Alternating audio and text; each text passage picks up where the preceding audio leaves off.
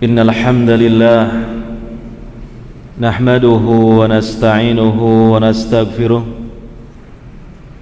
ونعوذ بالله من شرور أنفسنا ومن سيئات أعمالنا من يهد الله فلا مضل له ومن يضلل فلا هادي له أشهد أن لا إله إلا الله وحده لا شريك له وأشهد أن محمدا عبده ورسوله ولا حول ولا قوة إلا بالله أما بعد.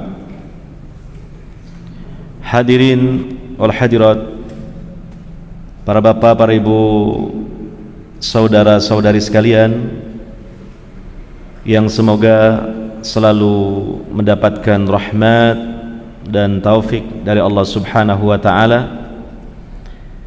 Alhamdulillah, pada kesempatan malam hari ini tentunya merupakan bagian dari rahmat dan taufik dari Allah Subhanahu wa taala, kita bisa hadir di sebaik-baik tempat di muka bumi ini, karena sekarang kita berada di masjid dan juga kita sekarang berada di sebaik-baik majlis dan perkumpulan, karena kita sedang berada di majlis zikir yang paling utama, yaitu majlis ilmu. Mudah-mudahan dengan niatan ikhlas karena Allah Subhanahu wa taala untuk melaksanakan ibadah kepada Allah Subhanahu wa taala, di antaranya adalah mempelajari ilmu agama ini, kita mendapatkan kebaikan-kebaikan yang berlimpah dari Allah Subhanahu wa taala, berupa bertambahnya iman kita, bertambahnya nilai pahala yang Allah berikan kepada kita, demikian juga tentunya bertambahnya ilmu dan kefahaman kita terhadap agama Islam ini. Hadirin wal hadirat yang dimuliakan oleh Allah Subhanahu wa taala, kajian kita pada kesempatan kali ini adalah bukan kajian rutin bagi saya di majelis ini.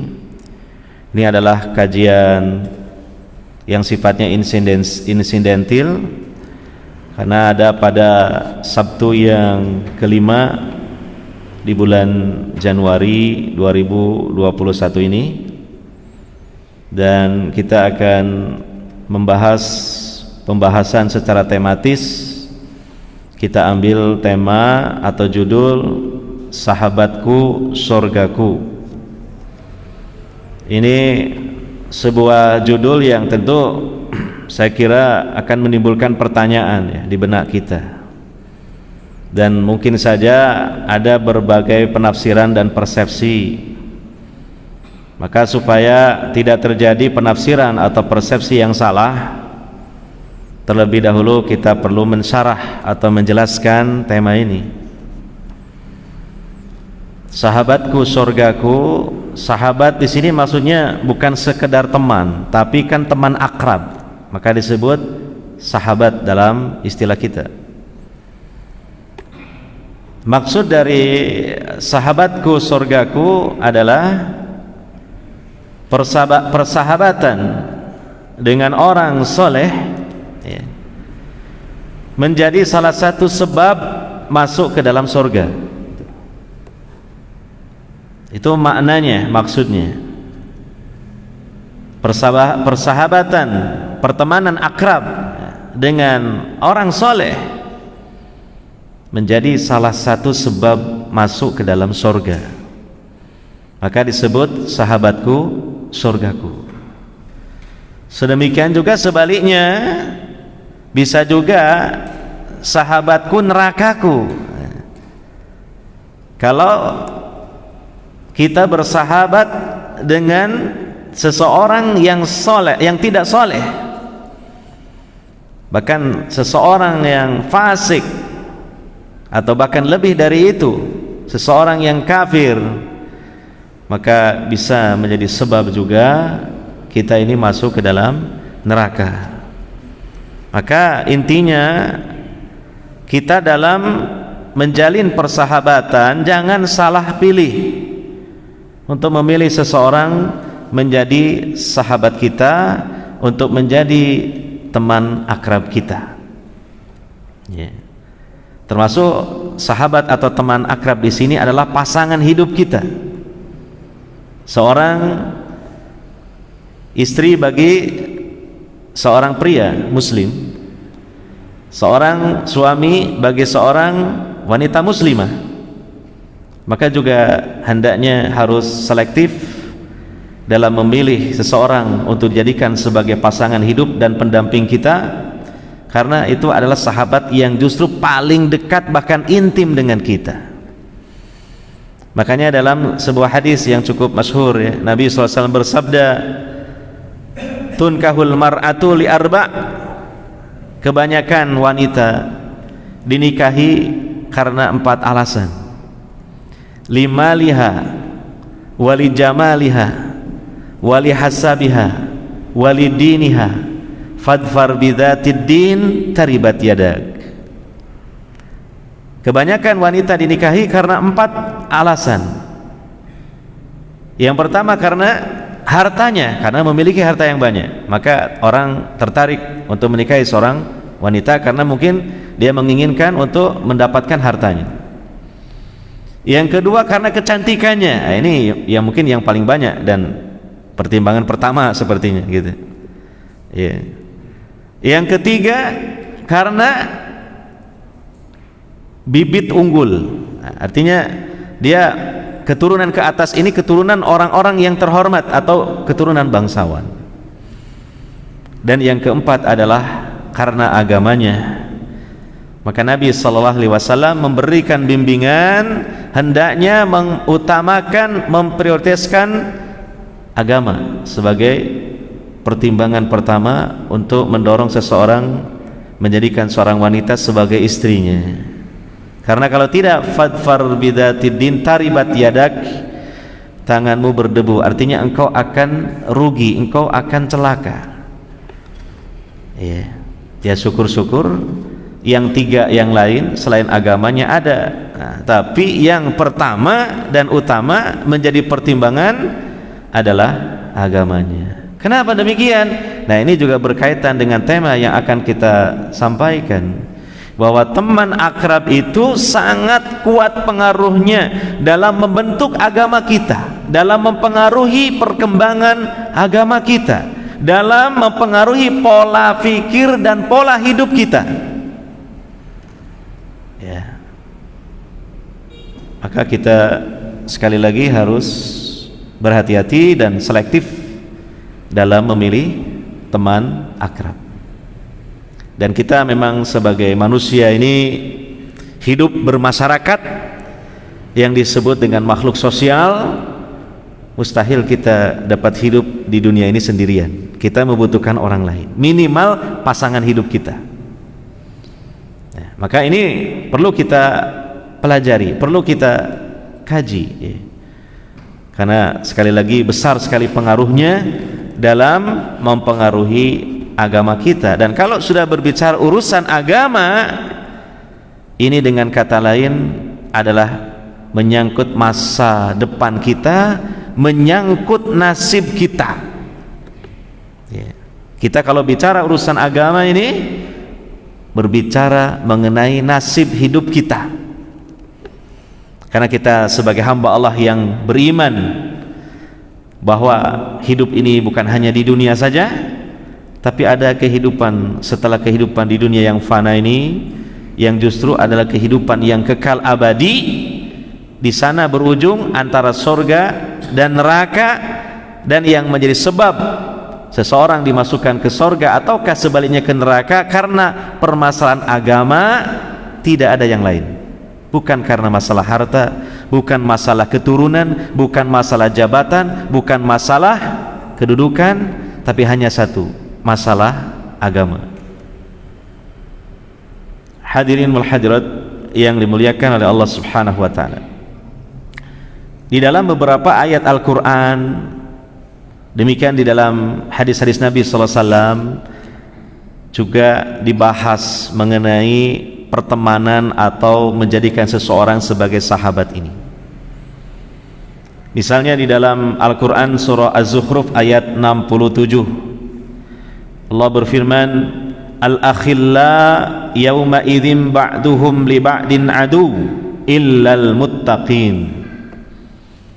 Teman-teman yang akrab itu pada hari itu sebagian mereka terhadap sebagian yang lain menjadi musuh kecuali orang-orang yang bertakwa.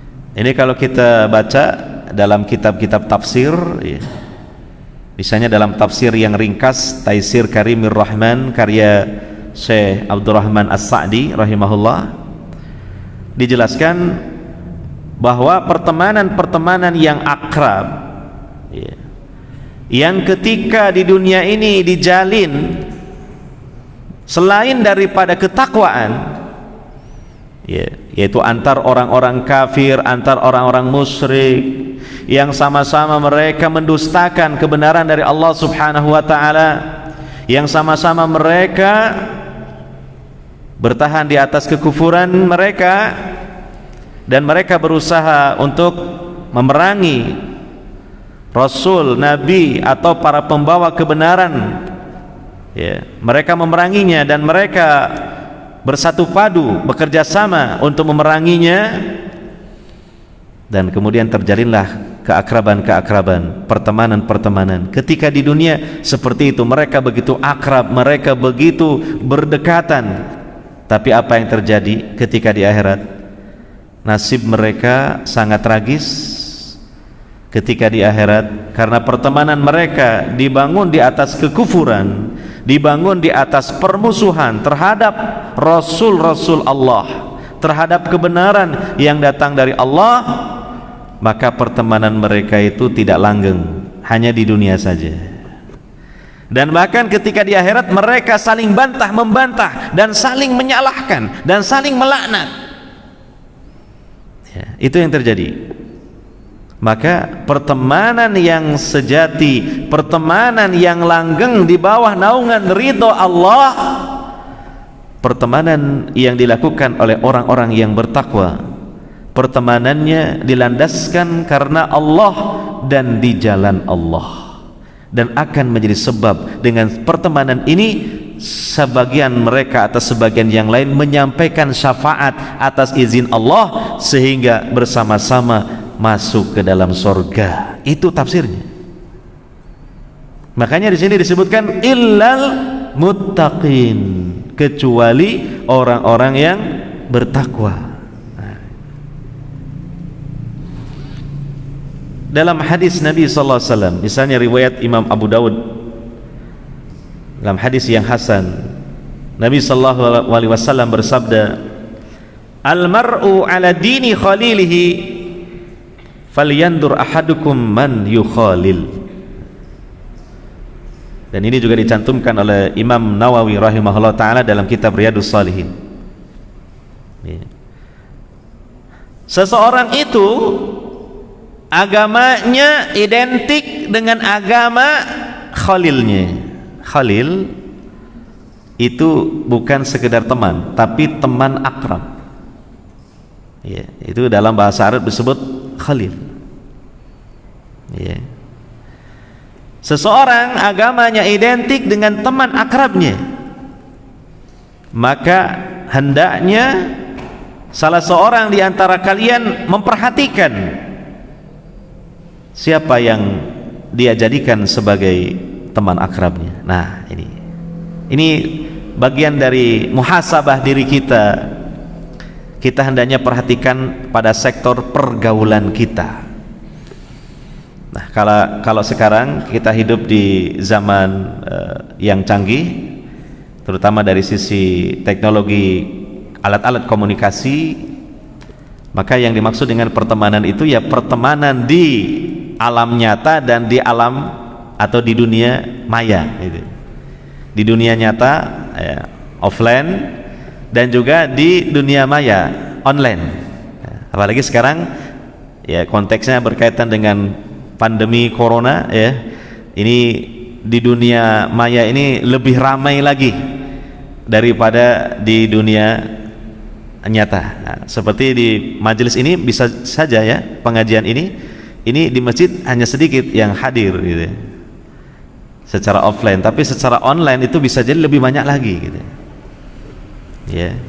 Maka itu pun sama, di situ terjadilah apa yang namanya pertemanan lewat WA, lewat Facebook, ada namanya pertemanan dan yang lainnya gitu. Bahkan ini luar biasa, seseorang bisa menjalin pertemanan yang sangat akrab padahal belum pernah ketemu darat, belum, tapi sudah berkenalan, sudah saling melihat wajahnya karena memakai video call. Iya. Padahal mungkin seseorang yang dijadikan teman akrab kita itu adalah jauh di sana, di mancanegara sana, tapi sudah terjalin persahabatan yang akrab. Wow, sampai kemudian saling curhat dan seterusnya. Ini kan juga teman akrab ini. Dan tentunya di sini akan saling mempengaruhi gitu. Maka sekali lagi ini bagian dari muhasabah diri kita, harus hati-hati. Di kitab-kitab para ulama ya, yang membahas tentang tazkiyatun nufus, manajemen qalbu, itu biasanya dibahas satu bab khusus, yaitu masalah pergaulan. Makanya sampai para ulama menyimpulkan di antara sebab yang bisa mematikan hati adalah kasratul khiltah, terlalu banyak bergaul ya. Oleh karenanya kita harus membekali diri kita dengan ilmu, bimbingan Allah dalam Al-Quran, bimbingan Rasulullah SAW dalam hadis-hadis beliau, kemudian juga bimbingan para alim ulama, orang-orang soleh, mengenai bagaimana kita melakukan pertemanan ini ya. Dikhawatirkan seseorang yang tadinya komitmen di atas iman dan takwa, dengan sebab dia salah pilih dalam pertemanan, akhirnya berubah keimanannya, ketakwaannya berubah, turun drastis. Bahkan bisa jadi naudzubillah min dzalik, dengan sebab pertemanan dengan orang-orang yang tidak beriman, seseorang yang tadinya beriman menjadi tidak beriman gitu. Maka ini sekali lagi hal yang sangat penting sebenarnya. Nah, sifat manusia ya, secara watak dan karakternya memang cepat terpengaruh oleh teman pergaulannya. Betul itu. Kita sendiri bisa merasakan itu. Coba kalau misalnya antum sudah tidak punya lagi teman-teman yang cinta akhirat, cinta ilmu agama, tapi antum justru berteman dengan orang-orang yang hanya cinta dunia, lambat laun antum pun akan berubah. Yang tadinya pecinta akhirat menjadi pecinta dunia. Sebab yang diomongkan, yang diobrolkan ketika ketemu urusan-urusan dunia saja, sama sekali tidak menyentuh urusan akhirat. Bisnis ini, bisnis itu, barang ini, barang itu, mereknya ini, harganya sekian, dan seterusnya, hanya itu saja. Lambat laun hati kita pun akan condong dan kemudian terpengaruh karenanya ya. Bahkan disebutkan oleh para ulama, karakter manusia memang seperti itu. Dengan siapa dia bergaul, sedikit banyak teman pergaulannya akan mempengaruhi dia. Sampai dijelaskan oleh para ulama, ketika bahkan disebutkan dalam hadis Nabi SAW, ketika seseorang itu bergaul dengan binatang-binatang tertentu, dia sedikit banyak terpengaruh dengan binatang-binatang yang dia pergauli itu, atau yang dia berternak itu. Makanya dalam sebuah hadis riwayat Bukhari Muslim, Nabi SAW pernah bersabda, al-fakhru wal khuyala fil faddadin ahlil wabar was-sakinatu fi ahlil ghanam. Sifat sombong dan keangkuhan itu biasanya terdapat di kalangan orang-orang yang suka teriak-teriak, suka mengeluarkan suara keras, yaitu dari kalangan para pengembala unta. Para pengembala unta. Sementara sifat yang tenang, Yang hati-hati itu biasanya terdapat di kalangan para pengembala kambing. Ya, itu. Coba itu, jadi pelajaran itu. Dalam sehari-harinya ini para pengembala ini mengembalakan hewan gembalaannya, ternyata disadari atau tidak terpengaruh oleh karakter hewan gembalaannya. Pengembala onta itu memang cenderung beringas, memiliki tenaga yang kuat. Kadang-kala kan perlu dijinakkan dulu, sehingga pengembala ini pun dia terbawa karakternya, gitu. Sehingga akhirnya dia jadi angkuh, ada kesombongan. Sementara pengembala kambing, kita lihat kambing ya. Seberapapun banyaknya kambing itu kan hewannya nurut gitu. Digiring ke sana nurut, dihalau nurut, suruh masuk kandang digiring masuk kandang, ya. Gitu. Tenang, mereka tenang, gitu kan. Ini akhirnya berpengaruh kepada pengembala kambing. Dia pun jadi memiliki karakter yang tenang, yang sabar gitu. Makanya hampir rata-rata semua para nabi pernah menjadi pengembala kambing. Memang disitulah Allah berkehendak untuk mempersiapkan jiwa, karakter dan mental seorang nabi itu dengan dia mengembala kambing. Akan menjadi seorang yang penyabar, yang lembut, yang tenang, begitu. Termasuk Nabi kita, Nabi Muhammad Sallallahu Alaihi Wasallam, ya, sejak kecil, ya, di Mekah hanya mendapatkan khararit, hanya beberapa kepingan uang saja, beliau menjadi buruh untuk mengembalakan kambing-kambing sebagian penduduk kota Mekah itu. Nah, ini sisi yang dapat kita ambil ya adalah manusia ya, bergaul dengan binatang saja terpengaruh dia, apalagi kalau bergaul dengan sesama manusia gitu. Nah, inilah makanya sangat penting sekali kita ini harus memperhatikan dengan serius teman-teman kita, teman-teman sepergaulan kita ini. Ya, coba contoh dalam kehidupan rumah tangga. Ada seorang wanita muslimah ketika dia gadis, karena memang dia tumbuh berkembang dari keluarga dan lingkungan yang mereka adalah orang-orang yang santun, lemah lembut, ya.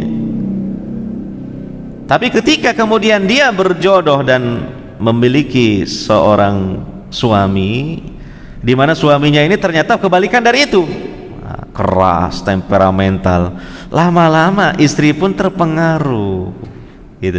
Awalnya itu untuk ngimbangi, lama-lama jadi terpengaruh, ikut keras juga. Nah, itu hal yang sangat mungkin terjadi ya. Begitu ya. Imam Ibnu Qudamah rahimahullah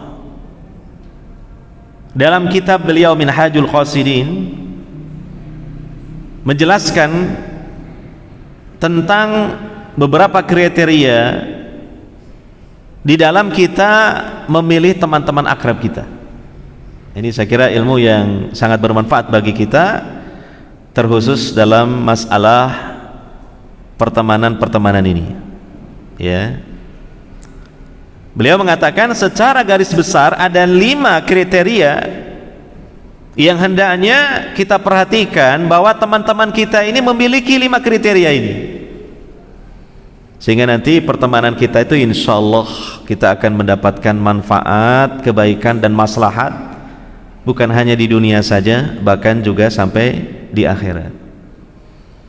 Tetapi kalau sebaliknya, teman-teman yang kita pilih itu adalah tidak memiliki kriteria ini, bahkan sebaliknya, maka itu pun akan berpengaruh buruk bagi kita di dunia sampai kemudian di akhirat. Maka kita perhatikan nasihat beliau ini. 5 kriteria tersebut, yang pertama, orang yang layak untuk kita jadikan sebagai teman akrab adalah dzu aql, Artinya orang yang memiliki akal. Maksudnya itu bukan berarti orang yang berakal ini adalah orang yang harus cerdas, harus jenius, bukan ya.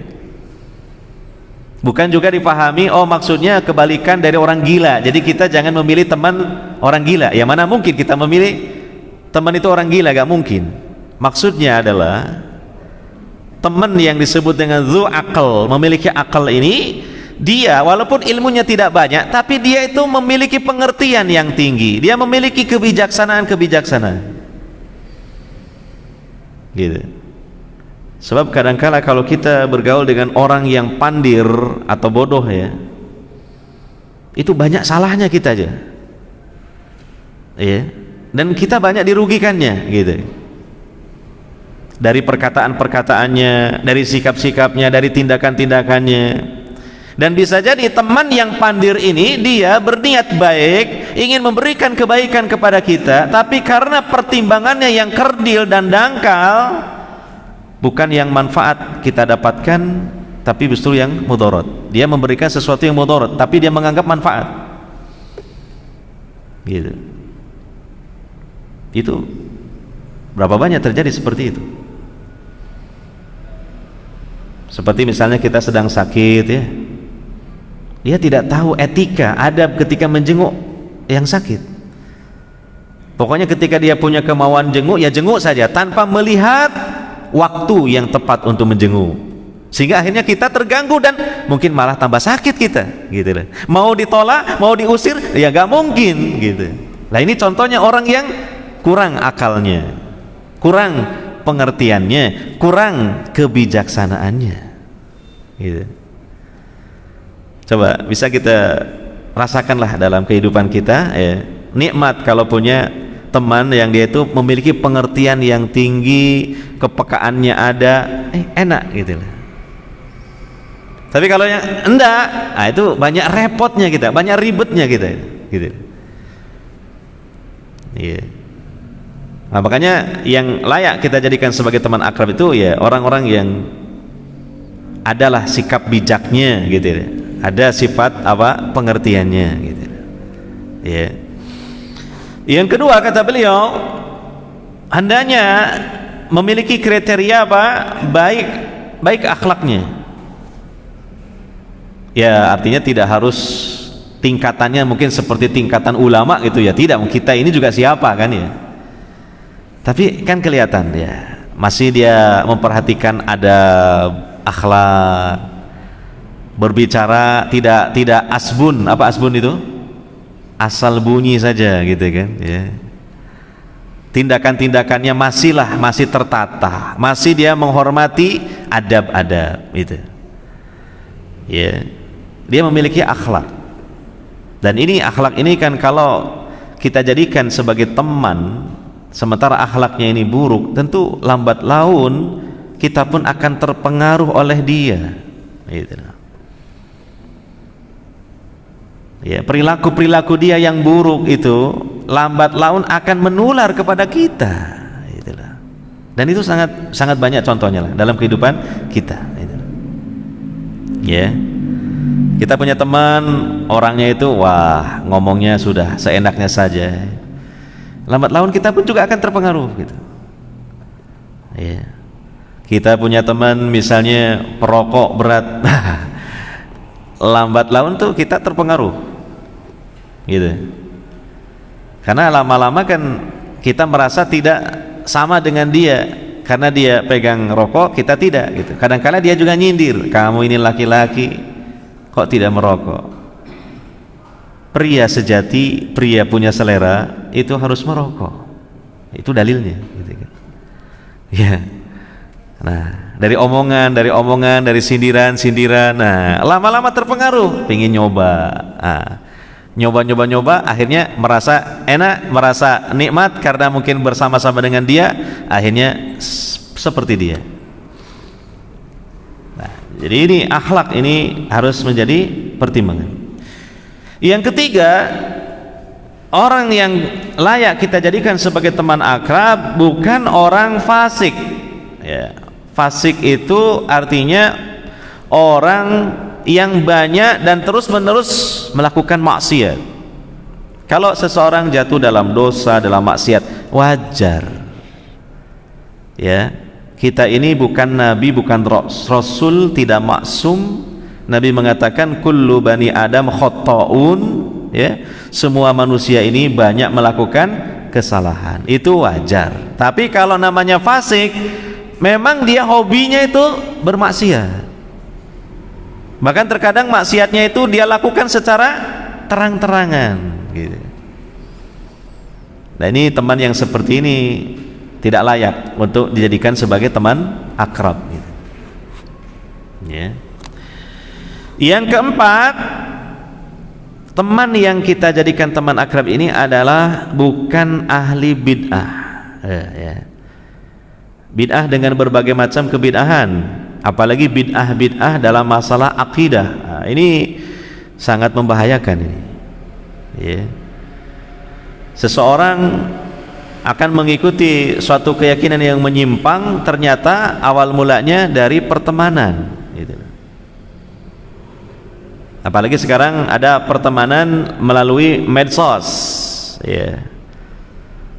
Tentu nanti kalau teman ini dia memiliki suatu kebid'ahan dan dipropagandakan, disebarkan, maka dia akan menggunakan media medsos itu untuk mempengaruhi terlebih dahulu siapa? Teman-teman akrabnya dulu. Digiring perlahan-lahan untuk kemudian ya supaya temannya itu mengikuti keyakinan dia. Berapa banyak bid'ah ini? Dan yang paling berbahaya bid'ah akidah. Ada bid'ah Syiah, ada bid'ah Khawarij, ada bid'ah Qadariyah, ada bid'ah yang lainnya banyak. Maka teman ini tentu akan mempengaruhi temannya, ya kan? Seseorang itu akan mempengaruhi temannya, karena setiap orang memiliki bid'ah dan melakukan bid'ah, menganggap itu bukan bid'ah, menganggap ini kebenaran dan ini sesuatu yang istimewa. Tentu dia ingin memberikan sesuatu yang istimewa untuk teman akrabnya. Ya, makanya Imam Sufyan Ats-Tsauri mengatakan, al-bid'atu ahabu ilal iblis minal ma'siyah, li'anna al-ma'siyata yutabu anha wal bid'ata la yutabu anha. Bid'ah itu lebih disukai oleh iblis daripada maksiat biasa. Kenapa? Kalau maksiat biasa besar harapannya pelakunya akan taubat. Tapi kalau bid'ah kecil harapannya, kecil kemungkinannya pelakunya akan bertaubat. Kenapa? Karena pelaku maksiat itu sebelum melakukan maksiat sudah meyakini itu jelek. Apalagi setelahnya dia merasa menyesal ya. Tapi kalau pelaku bid'ah sebelum, sedang, setelah, dia menganggap itu amalan yang luar biasa yang mendatangkan pahala. Nah, ketika orang memiliki bid'ah apalagi dalam masalah akidah, tentu dia ingin memberikan itu untuk temannya, karena ini adalah bagian dari ungkapan rasa cinta dan perhatian kepada temannya, bahkan ingin menyelamatkan temannya. Ini bahaya tentu. Nah, ini luar biasa. Nah, bisa jadi kita yang sudah belajar Ahlus Sunnah wal Jamaah tetapi belum mantap, belum stabil, kemudian akan menjadi mentah kembali karena terpengaruh oleh teman akrab yang memiliki kebid'ahan, yang memiliki keyakinan-keyakinan yang menyimpang dari akidah dan manhaj Ahlus Sunnah wal Jamaah. Terutama bid'ah takfiriyah. Artinya ini suatu bid'ah yang cukup berat. Ada seseorang memiliki pemikiran takfiriyah, suka mengkafirkan muslim yang lain. Maka dari sisi-sisi yang lain seperti dia itu ahli sunnah, akidahnya ya seperti ahli sunnah, tauhidnya seperti ahli sunnah, fikihnya sehari-hari seperti ahli sunnah, tapi ternyata dia memiliki satu pemikiran yang menyimpang, itu takfiriyah. Tentu ini lembut sekali merasuk ke dalam jiwa teman akrabnya. Disampaikan ini dalilnya, ini ayat Quran, ini hadisnya, ini fatwa ulama mereka yang juga tentu takfiri gitu. Nah ini kan hal yang mungkin terjadi dalam kehidupan kita, sementara mungkin kita sebenarnya sedang belajar akidah dan manhaj ahli sunnah wal jamaah, tapi karena salah pilih memilih teman akrab, dia memiliki pemahaman yang menyimpang, akhirnya kita pun jadi mentah dan mental kembali dari lingkungan ahli sunnah wal jamaah. Maka kita harus berhati-hati dengan teman ini ya. Yang kelima, kriteria yang selayaknya dimiliki oleh teman akrab kita itu adalah seseorang yang tidak rakus terhadap kehidupan dunia ya. Artinya orang-orang yang dia nggak peduli urusan agama, tidak pernah dia mau membahas urusan akhirat, hanya membesar-besarkan urusan dunia dan dunia saja. Dan tampak sekali dari pemikiran dan perilakunya yang menunjukkan dia pecinta-pecinta dunia. Maka ini tentu kalau menjadi teman akrab kita, kita pun akan terpengaruh. Apalagi memang dunia ini kata Nabi SAW apa? Halwatun khadratun ya, rasanya manis, warnanya hijau. Nah ini kan sesuatu yang menggiurkan, sesuatu yang menarik. Nah kemudian lagi diperkuat, kita punya teman yang sangat-sangat mencintai dunia, bahkan rakus terhadap dunia, dan dia orang yang lalai dari kehidupan akhirat. Nah ini akan besar sekali pengaruhnya ke dalam jiwa kita. Ketika ketemu bukan bahas ilmu agama, bukan bahas ibadah, tapi apa? Kamu sekarang sudah punya apa? Ini saya sudah punya ini. Saya sudah punya mobil, kamu baru sepeda motor. Dari dulu kamu ini kok bisnis kamu ini jalan di tempat saja. Ini iya mungkin seolah-olah belum begitu berpengaruh, tetapi ternyata begitu pulang dia merenung. Iya gitu. Seolah-olah istilahnya masuk ke alam di bawah sadarnya begitu. Terngiang-ngiang ucapan temannya itu gitu. Nah ini dalam waktu yang lama tentu akan mempengaruhi jiwa kita ya. Ini dapat kita rasakan sudah gitu. Lama gak ketemu misalnya, apalagi ini kan pengajian banyak lockdown karena corona ini. Lama gak ketemu dengan teman-teman yang memiliki visi dan misi akhirat, hanya bergaul dengan orang-orang yang visi misinya dunia dan dunia saja, semangat kita mengejar akhirat pun juga bisa turun gitu. Dan seolah-olah sesuatu yang istimewa dan sebuah kehormatan adalah kalau memiliki harta yang banyak, bukan ilmu dan ibadah yang banyak jadinya, bukan gitu kan. Kekaguman kita pun juga berbeda. Kalau sebelumnya kagum dengan seseorang yang ahli ibadah, ahli ilmu, memiliki akhlak yang luar biasa terpuji, kadang-kadang kalau sudah berubah menjadi pecinta dunia, tidak lagi kagum dengan orang seperti itu. Kagum dengan siapa? Orang yang punya harta yang berlimpah, rumah yang megah, perusahaannya banyak, penghasilannya per bulan sekian. Itu kagumnya dengan orang-orang seperti itu. Ini tentu membahayakan bagi masa depan kita, karena kita ini di dunia ini hidup tidak lama, sebentar lagi mau mati, mau meninggalkan dunia ini dan masuk ke alam akhirat. Di akhirat kita hidup kekal dan abadi, sementara sangunya, bekalnya sedikit karena orientasi kita lebih memperbesar urusan dunia bukan akhirat. Allah juga sering menegur hal itu ya. kepada kita yang punya Al-Quran ini, ya, misalnya dalam surah An-Nazi'at ayat 27 sampai 29, ya, fa amma man tagha wa asaral hayatad dunya fa innal jahima hiyal ma'wa. Maka adapun orang yang melampaui batas dan dia lebih mengutamakan urusan kehidupan dunia, maka sesungguhnya neraka jahim sebagai tempat tinggalnya. Nah, ini jadi bahaya. Cinta berlebihan, ya, rakus terhadap dunia, ya, kata para ulama merupakan pangkal dari segala keburukan. Pangkal dari segala keburukan yang ini harus kita waspadai. Jangan sampai menjangkiti hati kita. Dan ini berat sekali, apalagi kita hidup di zaman sekarang ini yang kebanyakan orang lupa dengan akhirat, yang kebanyakan orang lebih mengedepankan urusan dunia, yang kesibukan mereka sehari-hari itu kebanyakan adalah urusan dunia, ya. Dan kemegahan-kemegahan ditampilkan di hadapan kita sehari-hari, kemegahan duniawi, ya.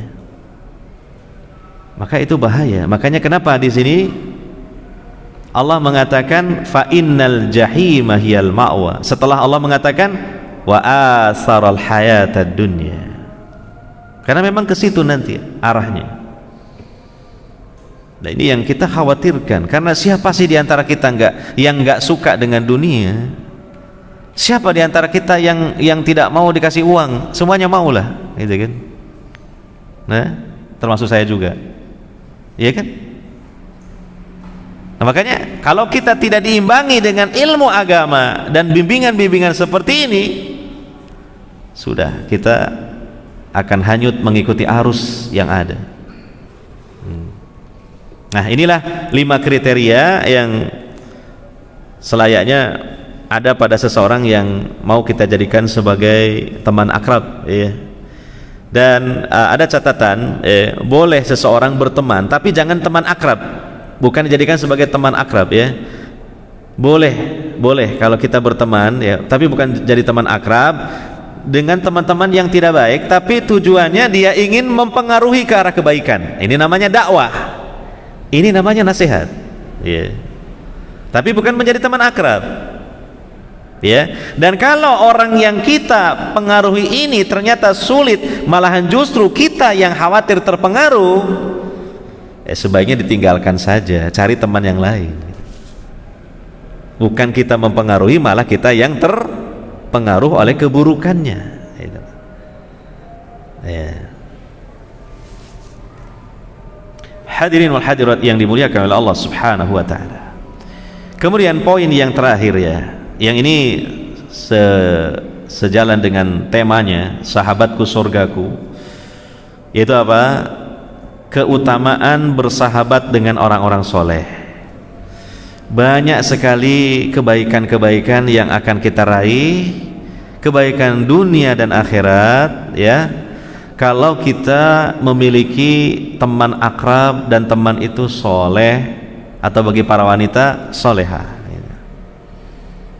ya. Dan sehingga kemudian menjadi suatu bahan masukan bagi kita untuk kita harus pandai-pandai memelihara teman-teman soleh kita ini. Jangan mudah diputus. Dan mungkin kalau sudah terputus, alangkah baiknya kita sambung kembali, gitu, ya. Ya, karena mungkin ada perselisihan-perselisihan, ya, ada beda pendapat lah sedikit-sedikit, ya, ada kesalahpahaman lah, atau mungkin ada pertikaian dalam hal muamalah, gitu. Tapi notabene orang-orang itu orang soleh, gitu. Nah, dengan nanti kita setelah mengetahui atau membaca keutamaan-keutamaan berteman dengan orang soleh, maka kita, kalau masih ada teman soleh, kita berusaha tetap dipertahankan. Kalau yang sudah lepas, kalau bisa kita rangkul kembali, gitu. Kalau yang masih sedikit teman solehnya, ayo kita perbanyak teman-teman soleh, gitu. Dan gampang-gampangannya carinya ya di majelis-majelis ibadah, itu insya Allah kita akan ketemu teman-teman yang soleh. Karena orang itu kan juga tergantung dari habitat dan tempatnya dia berada, ya kan? Kalau ingin punya teman-teman ahli maksiat, tentu banyak mereka terdapat di majelis-majelis maksiat, ya. Kalau kita ingin teman-teman orang yang memiliki ilmu agama yang cukup dan mereka adalah ahli ibadah, ya kita datangi majelis-majelis ilmu dan majelis-majelis ibadah. Datang ke masjid, datang ke majelis taklim. Insya Allah tentu disitulah mereka berada, karena itu adalah habitatnya, gitu. Iya. Begitu caranya. Nanti ada ta'aruf, perkenalan, ya, tukar menukar nomor HP, tanya di mana alamatnya. Makanya mohon maaf. Kalau kita ini ada teman-teman baru ngaji, coba kita dekati, jangan cuek, gitu loh. Ini sering terjadi di antara kita. Kita tampilkan senyuman, kita tegur dia dengan ucapkan salam, kita jabat tangannya, kita tanya namanya siapa, di mana tempat tinggalnya, dan seterusnya, gitu. Dan ini juga telah membantu para ustadz dalam berdakwah, dalam mengembangkan dakwah. Ya, kita sebagai murid-murid ini juga membantu untuk menyebarkan dakwah. Di antaranya apa? Kita begitu mudah dekat dan akrab, ya, terutama dengan teman-teman yang baru ikut pengajian, gitu. Dan mungkin dari orang-orang yang awam. Dan jangan kita langsung menyoroti hal-hal yang memang belum pas, karena memang ini mereka baru pemula, gitu loh. Belum sudah lihat, oh kok dagunya tidak ada jenggotnya, ya, turun lagi ke bawah, ini celananya kok masih isbal. Ya iyalah, namanya juga baru. Seperti antum dulu baru kan seperti itu juga. Jangan digalaki, diakrabi, berlemah lembut, tanya, tegur sapa, ya, jalin pertemanan. Nah, itu loh. Ini kan juga sama-sama kita berdakwah di sini. Terkadang seseorang mengikuti pengajian kita, maka kemudian apa kesimpulannya? Saya hadir di majelis itu, itulah yang pertama dan yang terakhir bagi saya. Loh, kenapa? Semuanya cemberut sama saya, semuanya nggak ada yang akrab dengan saya. Saya merasa nggak enak di situ, nggak nyaman. Nah, ini hendaknya jangan sampai terjadi di majelis-majelis kita, gitu. Kita belajar untuk, ya, istilahnya samhah, ya, berlapang dada, berlemah lembut, dan, ya, murah senyum kepada teman-teman ini. Hadirin wal hadirat yang dimuliakan oleh Allah Subhanahu wa taala, karena sudah terdengar adzan Isya, mungkin kita dengarkan dulu dikumandangkannya adzan Isya di masjid ini, dan insyaallah nanti kita, ya, perlulah untuk menuntaskan pembahasan ini, karena ini kajian tematis, bukan pengajian yang berlanjut, gitu kan. Tidak seperti biasanya saya ngisi di majelis ini. Demikian.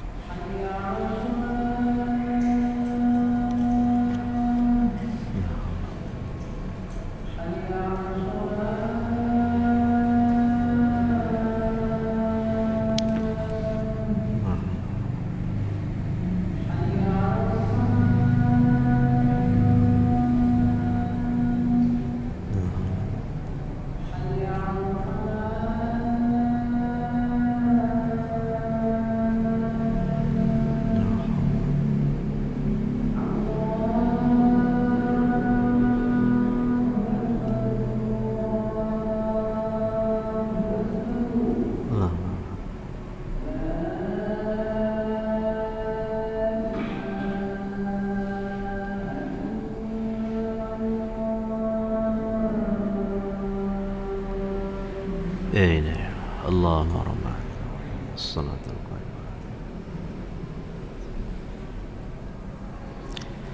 Alhamdulillahi rabbil alamin, wassalatu wassalamu ala nabiyyina Muhammadin wa ala alihi wa sahbihi ajmain, amma ba'd.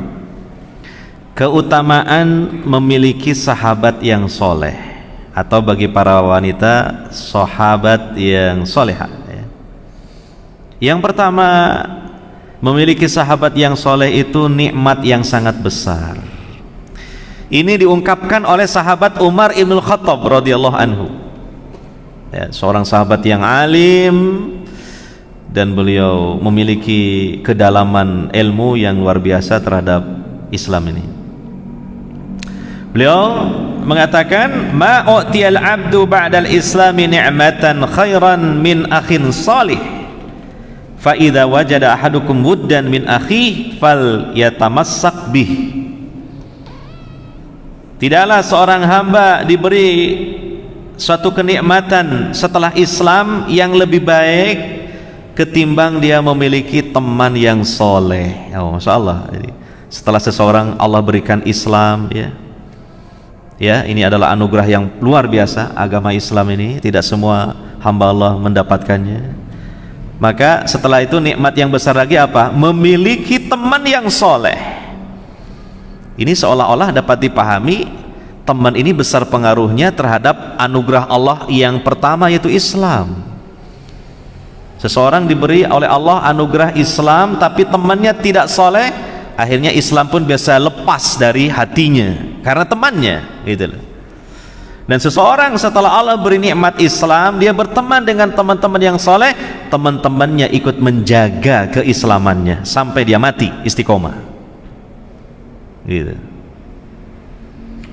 Maka ketika salah seorang di antara kalian telah mendapatkan teman yang soleh itu, falyatamassak bih, jaga teman itu, pertahankan,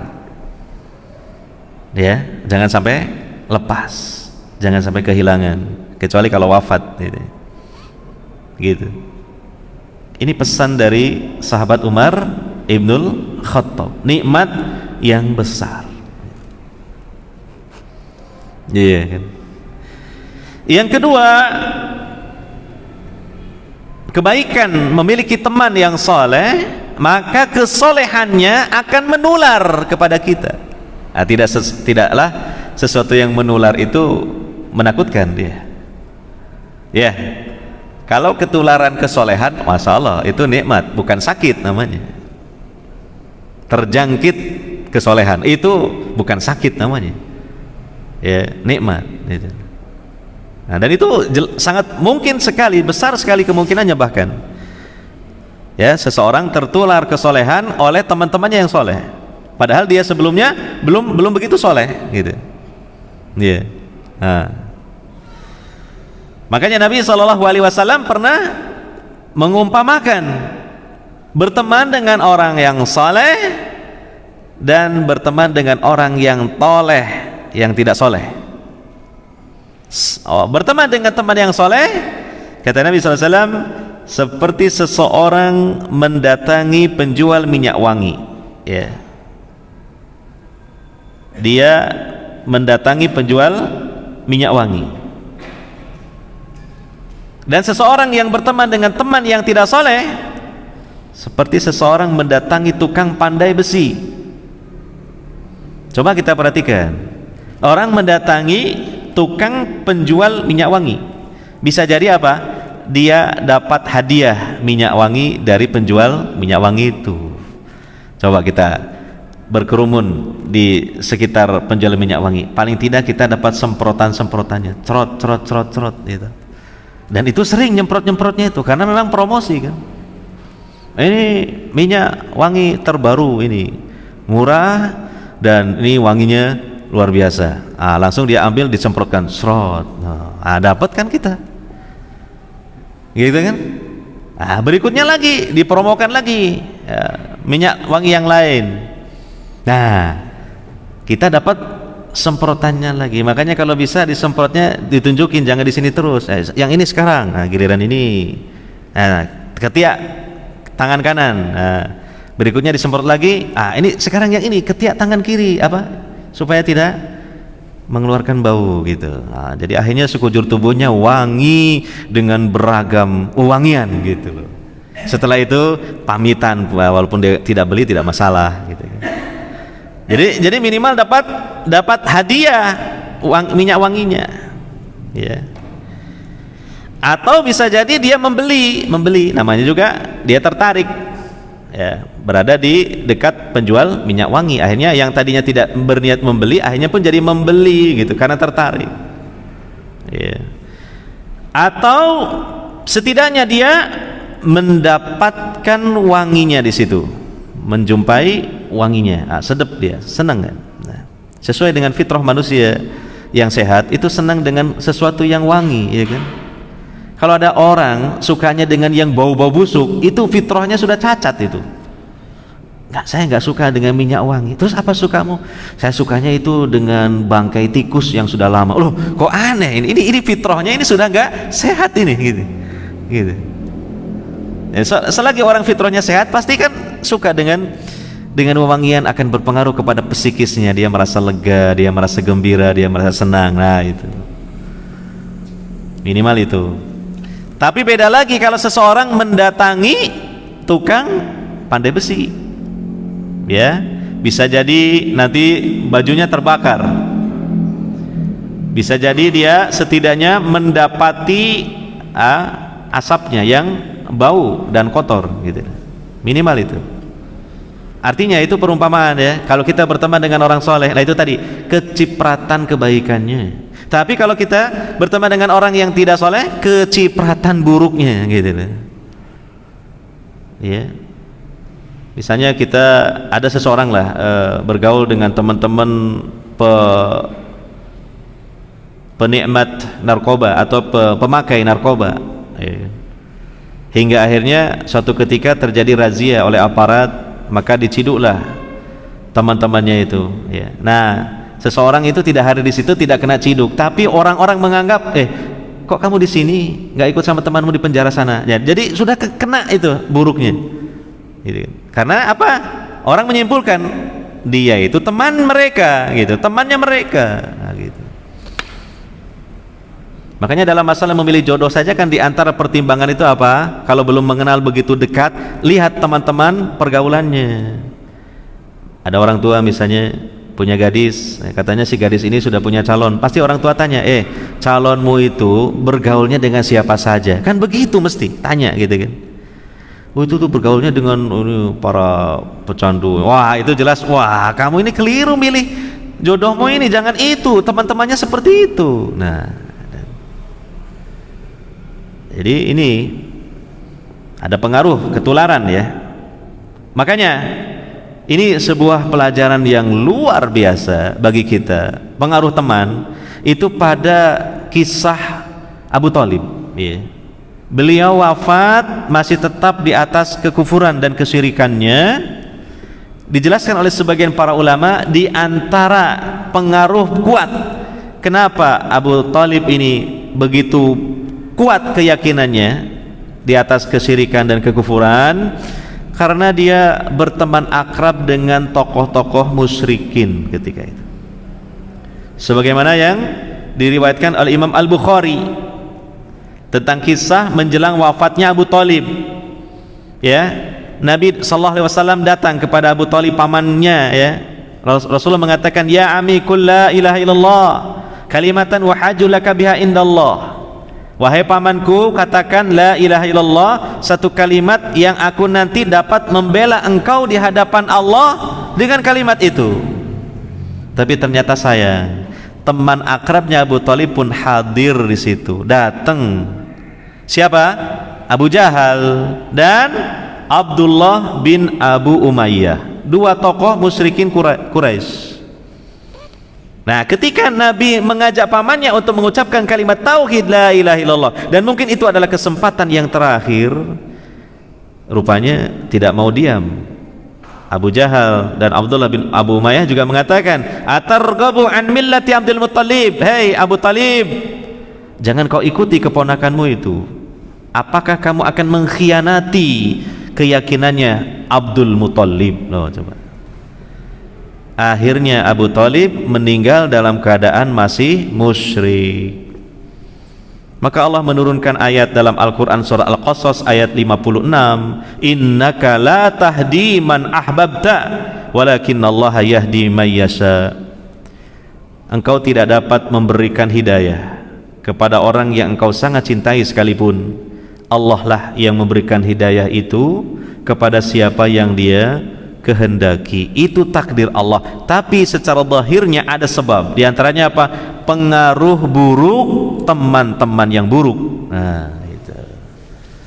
Ini pelajaran bagi kita. Ini.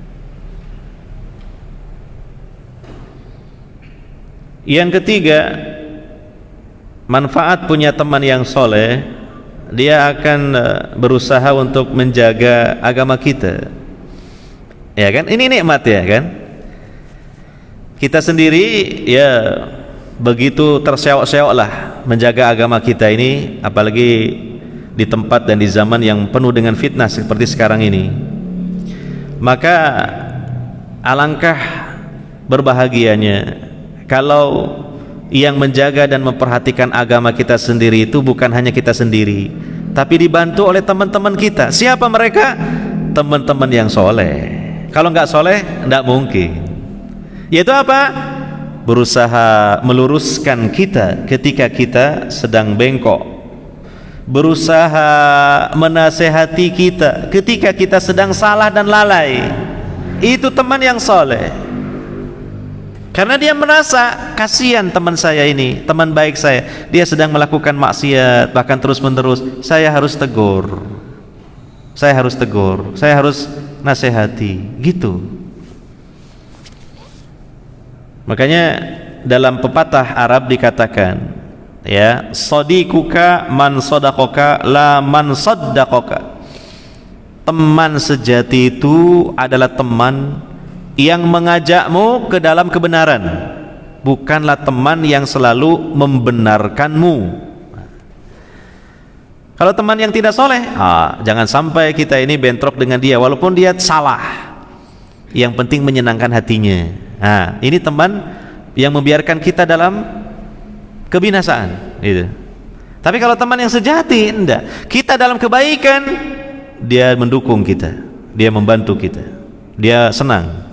Kita dalam keburukan, dia merasa sedih dan dia berusaha untuk menegur serta menasihati kita. Ini teman seperti ini, kalau bisa jangan sampai pergi dari diri kita. Dia membantu kita menjaga agama kita sendiri untuk keselamatan kita dunia dan akhirat kita. Tapi kan tidaklah banyak gitu ya di antara kita mencari teman itu yang selalu mendukung kita, yang selalu mengamini kita. Ini sebenarnya ya suatu prinsip yang salah dalam pertemanan. Dan kita nggak senang kalau ada teman kritik kita, nasihati kita. Ini nggak senang ini, saya menjauhinya. Keliru. Saya pernah dicurhati oleh seorang wanita, ya sudah punya suami.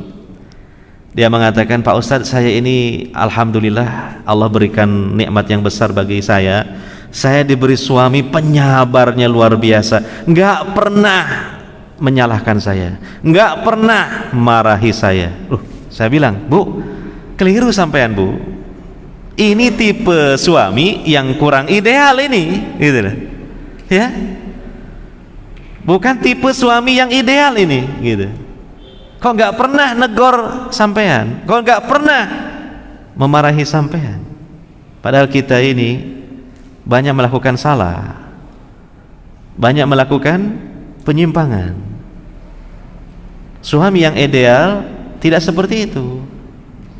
Dia akan mendukung si istrinya kalau dalam kebaikan dan kebenaran, tapi dia tidak akan membiarkan istrinya ketika dalam kesalahan dan penyimpangan. Dia akan tegur, dia akan nasihati. Kalau perlu, dia akan marah yang terpuji untuk memberikan pelajaran dan peringatan. Nah, kalau para akhwat ummahat punya suami seperti ini, dieman-eman ya, Ini tipe suami yang ideal ini. Ya, bukan tipe suami yang selalu oke, yes, bukan yang seperti itu. Diumbar namanya kita, para istrinya diumbar, dibiarin. Memang kelihatannya enak gitu kan, ya kan? Karena nyaman gitu kan. Tapi ini justru mencelakakan seperti ini. Iya. Ini manfaat punya teman yang soleh, membantu kita menjaga agama kita supaya kita itu tidak masuk ke neraka di akhirat, tapi masuk ke surga. Yang keempat, manfaat punya teman yang soleh. Ya, teman yang soleh ini kita akan sering mendapatkan doa kebaikannya. Loh ini. Kalau orang tidak soleh, jangankan mendoakan temannya, mendoakan dirinya saja tidak pernah. Malas dia berdoa. Ya. Tapi kalau teman kita ini soleh, kita sering dapat doanya. Contoh satu, ketika ketemu saja sudah mendoakan kita. Apa itu? Assalamualaikum. Ini doa. Coba kalau teman tidak soleh ketemunya bagaimana? Hei bro, ya apa kabarmu saiki? Itu kalau tidak soleh. Pertama-tama yang diucapkan apa? Assalamualaikum. Apalagi kalau dibaca lagi lebih lengkap. Assalamualaikum warahmatullahi wabarakatuh. Doa luar biasa. Minimal assalamualaikum. Itu dijelaskan oleh para ulama. Kita didoakan untuk mendapatkan keselamatan. Keselamatan mutlak. Keselamatan di dunia dan di akhirat. Keselamatan dari mara bahaya dan penyakit. Makanya ini sekarang wabah corona ini ya, yang notabene di wilayah kita katanya sedang meningkat. Nah, kita harus banyak-banyak menebarkan salam kepada saudara-saudara kita. Tebarkan salam, itu salah satu sebab kita dihindarkan dari corona. Karena penjelasan para ulama yang dimaksud dengan keselamatan itu keselamatan minal wabah, dari wabah, minadda, dari penyakit. Itu maknanya keselamatan itu. Assalamualaikum, doa itu. Nah, sekarang kalau teman kita ini solehnya banyak dan sering ketemu, berapa kali kita didoakan? Minimal doa keselamatan. Assalamualaikum. Kita pun menjawab waalaikumsalam. Gitu. Ini tidak bisa kita remehkan ini. Coba direnungkan. Terus sunnahnya bagi orang soleh kan kalau ketemu setelah mengucapkan salam apa? Berjabat tangan, bermusafahah. Ya tapi kan Pak ini nanti ini corona ini, jabat tangan ini. Salaman nanti cuci tangan gak masalah. Ya, kan gitu. Jangan sampai karena corona seumur-umur kita nanti misalnya ya, karena kita tidak tahu corona ini berakhir sampai kapan, nggak pernah salaman. Salaman enggak apa-apa. Nanti setelah salaman cuci tangan. Gitu loh. Air-air kan banyak ini, sabun disediakan. Itu loh. Jadi jangan kebablasan lah, berlebihan mengikuti protokol kesehatan kemudian mengacuhkan protokol Rasulullah sallallahu alaihi wasallam. Kata Nabi sallallahu alaihi wasallam, seorang muslim ketemu mengucapkan salam, bersalaman, dosanya berguguran seperti daun-daun yang gugur dari pohon. Penyakit datang itu kan bisa jadi karena sebab dosa. Jadi dengan salaman bisa jadi sebab kita dihindarkan dari corona. Karena orang kena corona bisa jadi karena dosa-dosa. Nah itu. Nah ini ketemu orang soleh, coba didoakan dosa-dosa berguguran. Tapi kalau orang yang tidak soleh bukan salaman, paling apa? Plak gitu, apa itu namanya? Ya kan? Yang kedua, ini doanya. Kalau kita punya teman soleh, kita bersin, lalu kita mengucapkan alhamdulillah, didoakan. Haji, itu. Alhamdulillah. Yarhamu Allah. Apa artinya? Semoga Allah merahmati engkau. Coba kalau tidak soleh, bersin, malah dijauhi. Wah, jangan-jangan dia sudah terindikasi corona. Gitu. Lagi-lagi corona lagi, gitu. Belum tentu. Dia bersin, mengucapkan alhamdulillah, didoakan. Yarhamu Allah. Apa artinya? Semoga Allah merahmati engkau. Luar biasa doanya ini. Gara-gara bersin mengucapkan alhamdulillah. Kalau orang tidak soleh, nggak paham masalah seperti ini, nggak paham.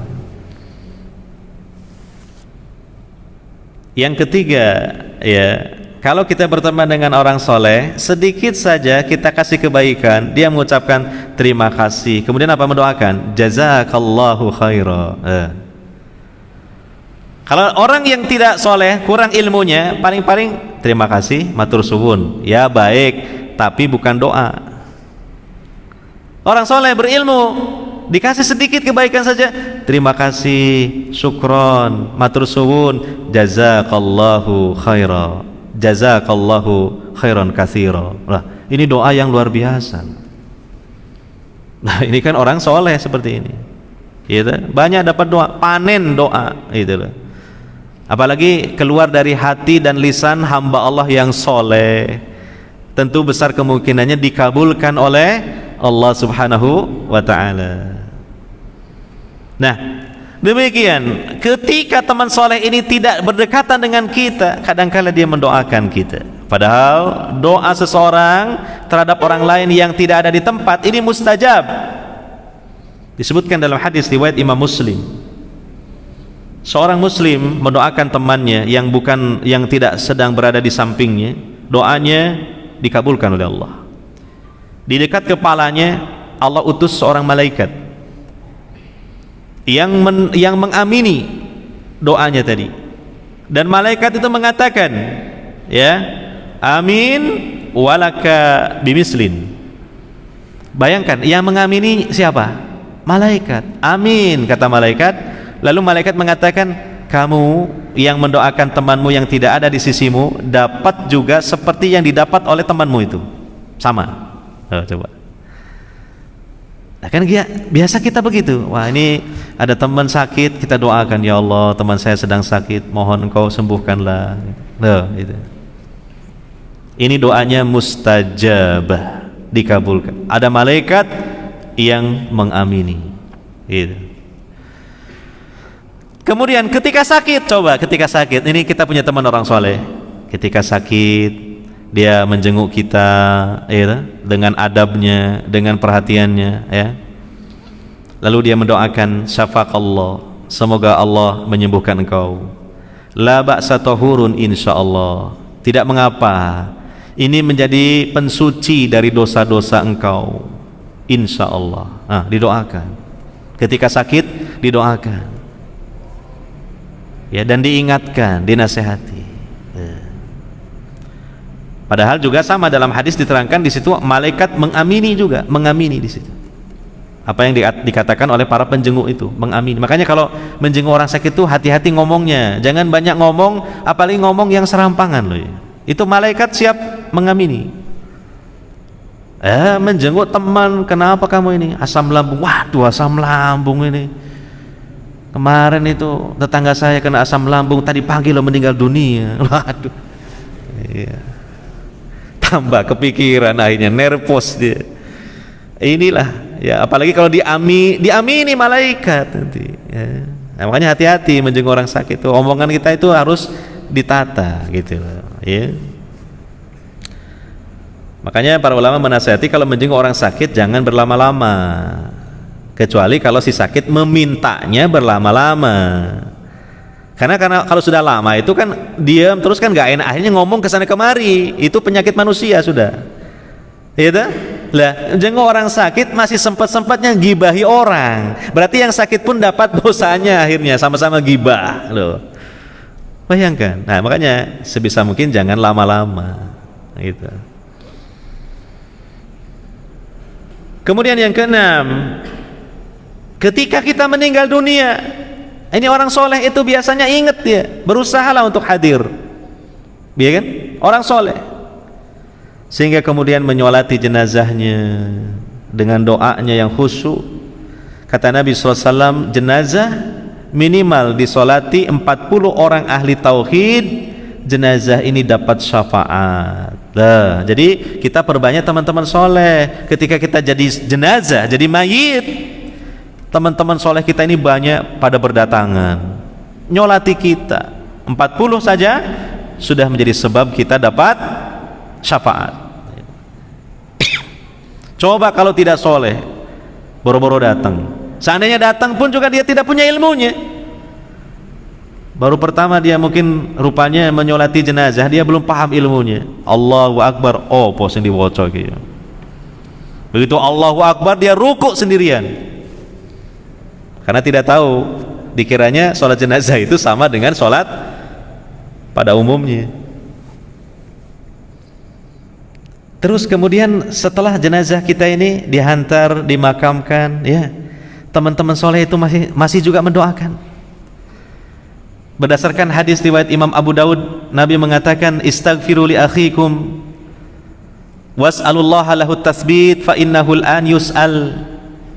Mohonkanlah ampun kepada Allah atas dosa-dosanya untuk mayit, dan mohonkanlah kepada Allah supaya bisa menjawab pertanyaan malaikat, karena dia akan ditanya.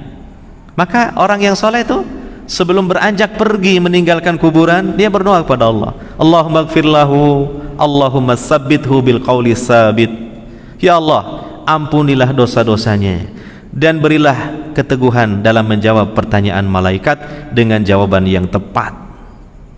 Coba kalau ini banyak yang mendoakan, Allah kabulkan. Maka mayit ini ketika dia dapat fitnah kubur, pertanyaan malaikat, dia lulus dengan selamat dengan sebab doa orang-orang soleh yang mendoakan tadi. Dosanya diampuni, dia pun mampu menjawab dengan benar pertanyaan malaikat munkar nakir. Nah, gitu nih. Luar biasa kan? Tidak bisa diremehkan ini gitu. Ya. Yang kelima, punya teman soleh itu kebaikannya apa? Membantu dan meneguhkan kita di saat mengalami kesulitan, suka duka selalu bersama kita. Tapi kalau teman tidak soleh, pas suka bersama kita, pas duka meninggalkan kita. Nah, istri yang soleha, suami yang soleh juga begitu, suka duka selalu bersama. Jangan sampai seorang istri itu apa? Ketika suka dia bersama suaminya, ketika duka suaminya ditinggalkan. Ada istilah, abang banyak uang aku sayang, abang nggak ada uang aku tendang. Nah itu jangan sampai. Yang keenam, mendapat naungan di padang mahsyar. Ya, disebutkan dalam hadis yang sahih 7 golongan yang dapat naungan Allah. Di antaranya 2 orang laki-laki atau 2 orang yang berteman akrab, saling mencintai, bertemu dan berpisah karena Allah, di jalan Allah. Berarti orang yang punya teman-teman soleh, teman akrab karena Allah, di jalan Allah, nanti di padang mahsyar dapat naungan Allah di saat yang sangat berat dan panas, dalam waktu yang sangat lama, hingga disebutkan orang musyrik menunggu kedatangan Allah itu 50.000 tahun lamanya. Panas, matahari didekatkan. Tapi ini seseorang yang berteman dengan teman soleh karena Allah, di jalan Allah, dapat naungan Allah. Yang ketujuh, nah ini yang terakhir, ya, yang terakhir.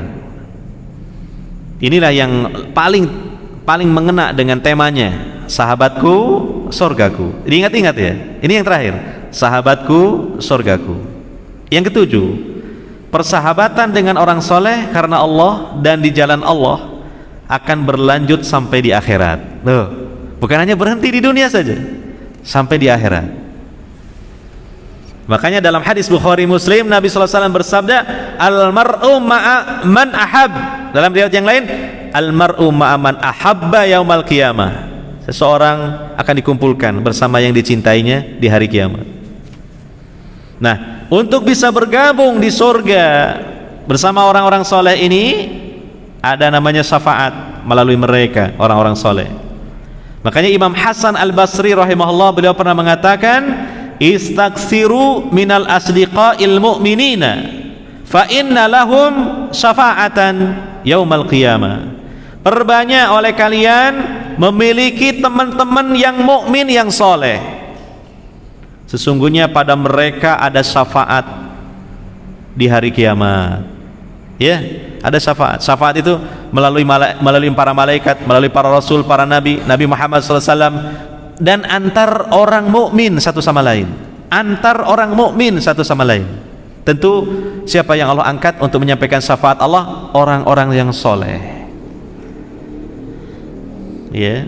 Nah, di dalam hadis riwayat Imam Muslim, dalam Sahih Muslim, hadis yang cukup panjang, saya bacakan terjemahannya saja. Semoga ini selalu terngiang-ngiang bahwa kita kalau punya orang teman soleh ini nikmat, ya.